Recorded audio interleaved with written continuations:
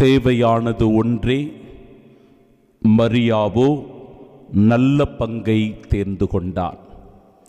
நம் ஆண்டவராகிய இயேசு கிறிஸ்துவின் அன்பும் அருளும் அமைதியும் மகிழ்ச்சியும் உங்கள் அனைவரோடும் என்றும் இருப்பதாக. புனிதர்களான மார்த்தா, மரியா, லாசர் இவர்களுடைய விழாவினை நினைவு கூர்ந்து கொண்டாடுகிற இந்த நாளில் என் அன்பிற்குரியவர்களே, மார்த்தாவினுடைய பெயரை தாங்கியவர்கள், மரியா என்கிற பெயரை வைத்துள்ளவர்கள், லாசர் என்கிற பெயரினால் அழைக்கப்படுகிறவர்கள் அதிகமான பேர் இருக்கிறீர்கள். உங்கள் ஒவ்வொருவருக்கும் இந்த திருவிழாவினுடைய நல்வாழ்த்துக்களை உரித்தாக்கிக் கொள்ளுகிறோம். மார்த்தா, மரியா, லாசருடைய குடும்பம் அன்பான குடும்பம், அக்கறை உள்ள குடும்பம், அரவணைக்கின்ற குடும்பம், ஆறுதல் தருகிற குடும்பம், அருள் மிகுந்த குடும்பம், ஆசிர் பெற்ற குடும்பம். இவர்களை புனிதர்களாக திருச்சபை அங்கீகரித்திருக்கிறதா என்றால் அப்படியான புனிதர்கள் நிலையில் இவர்கள் இல்லை.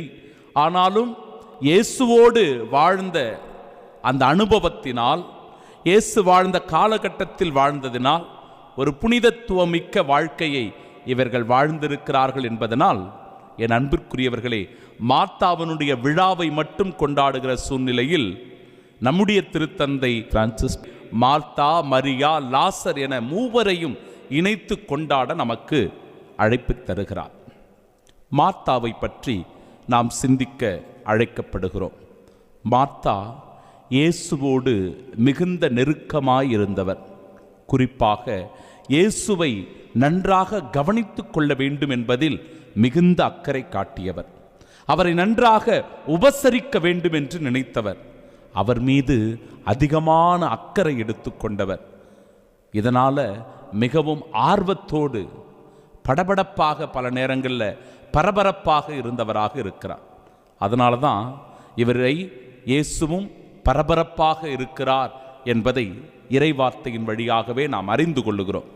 அன்பிற்குரியவர்களே, நம்முடைய வீட்டிலும் விருந்தாளிகள் யாராவது வந்து விடுகிறார்கள் என்றால் மார்த்தாவை போல நாமும் பரபரப்பாகி விடுவோம். அவர்களுக்கு இதை கொடுக்க வேண்டும், அதை கொடுக்க வேண்டும், இதை செய்ய வேண்டும், அதை செய்ய வேண்டும் என்று மிகுந்த பரபரப்போடு நாம் காணப்படுவோம். இது இயல்பான ஒன்று தான், நல்ல பண்பும் கூட.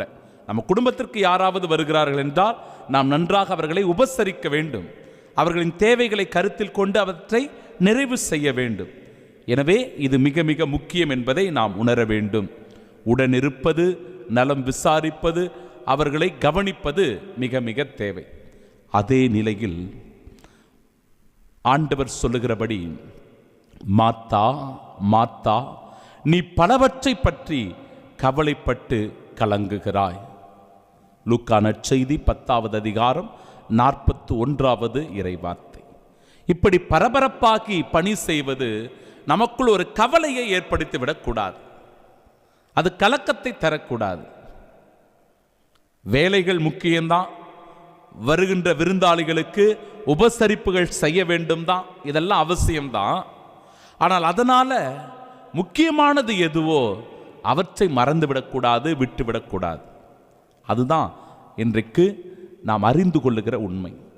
என்னதான் இருந்தாலும் மார்த்தா ஒரு செயல் வீராங்கனை என்பதில் எவ்விதமான ஐயமும் இல்லை.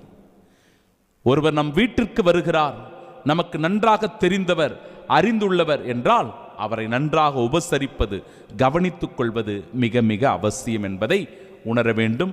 மார்த்தாவினுடைய வாழ்விலிருந்து நாமும் கற்றுக்கொள்ள வேண்டும். மரியாவினுடைய வாழ்க்கை நமக்கு என்ன பாடத்தை கற்றுத்தருகிறது? இயேசுவினுடைய அருகில் இருப்பது, இயேசு சொல்வதை கூர்மையாக கவனிப்பது, இயேசுவினுடைய வார்த்தைகளை உள்ளத்தில் ஆழ பதித்து வைத்துக் கொள்வது மிக மிக அவசியம். லூக்கா நற்செய்தி 10வது அதிகாரம் 42வது இறைவார்த்தையில் ஆண்டவர் சொல்லுகிறார், தேவையானது ஒன்றே, மரியாவோ நல்ல பங்கை தேர்ந்து கொண்டார். ஆபிரகாம் லிங்கன் அவருடைய வாழ்க்கையில் நடந்த ஒரு நிகழ்வை இவ்வாறு பதிவு செய்கிறார்கள். அவர் அரசு அதிகாரிகளோடு பேசிக்கொண்டே போகும்போது வரும்போது திடீரென்று ஒரு செயலை செய்வாராம். தெரியாதனமாக அந்த செயலை அவர் செய்வார். என்ன செயல் என்றால், அப்படி பேசிக்கிட்டே அந்த அலுவல் பணிகளில் ஈடுபடுகிற அதிகாரிகளுடன் அவர் பேசிக்கொண்டே போகிற போது பேனாவை வேண்டுமென்றே அவர் தவற கீழே விட்டு விடுவாராம் பேனாவை. அப்பொழுது சில அதிகாரிகள் ஒரே பரபரப்பாகி உடனடியாக ஓடி போய் அந்த பேனாவை எடுத்துட்டு வந்து, இந்தாங்க பேனா அப்படின்னு பவ்யமாக கொடுப்பாங்க இல்லையா? அப்பொழுது ஆபிரகாம் லிங்கன் இவ்வாறு அவரை குறித்து சொல்லுகிறாராம், நீ ஓடி போய் அந்த பேனாவை எடுத்துக்கொண்டு வந்திருக்கிறாய், என்னுடைய பேச்சில் நீ ஆர்வம் காட்டவில்லை, என்னுடைய பேச்சை விட உனக்கு அந்த பேனா தான் ரொம்ப முக்கியமா இருக்குது, அதனால நீ இந்த அலுவல் வேலைக்கு சரிப்பட்டு வர மாட்டாய், நீ சென்று விடு என்று அவரை வீட்டிற்கு அனுப்பிவிடுவாராம். அன்பிற்குரியவர்களே, இது அவருடைய போக்கு, அவருடைய நிலைப்பாடு. எது முக்கியமோ அதில் நாம் அதிகமான ஆர்வம் காட்ட வேண்டும். மார்த்தாவை விட மரியா நல்ல பங்கை தேர்ந்து கொண்டார் என்று அடையாளம் காட்டப்படுவதற்கு காரணம், ஆண்டவர் இயேசு கிறிஸ்து அரிதாக அவருடைய வீட்டிற்கு வருகிறார். வீட்டிற்கு வருகிற போது அருகிலிருந்து நலம் விசாரிப்பது, அருகிலிருந்து ஆண்டவருடைய வார்த்தைகளை கேட்பது, அருகிலிருந்து ஆண்டவர் சொல்லுவதை கூர்ந்து கவனிப்பது மிக மிக அவசியம் இல்லையா? அவர் சில நேரங்களில் துயரத்தோடு வந்திருக்கலாம், கவலையோடு வந்திருக்கலாம், சோர்வோடு வந்திருக்கலாம், மன தயக்கத்தோடு வந்திருக்கலாம்.